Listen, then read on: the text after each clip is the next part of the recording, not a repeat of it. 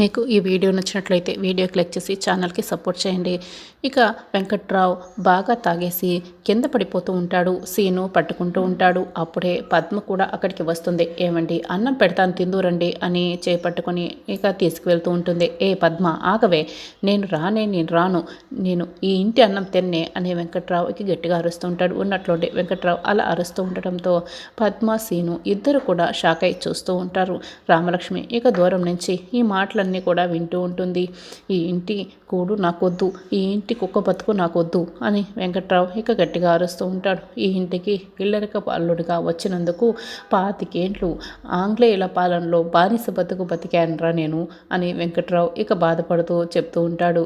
ఈ భూ ప్రపంచంలో అతి పెద్ద బుద్ధి లేని పని ఏంటో తెలుసా నీకు అని వెంకట్రావు అడుగుతూ ఉంటాడు. ఏంటి అని సీను అడుగుతూ ఉంటాడు.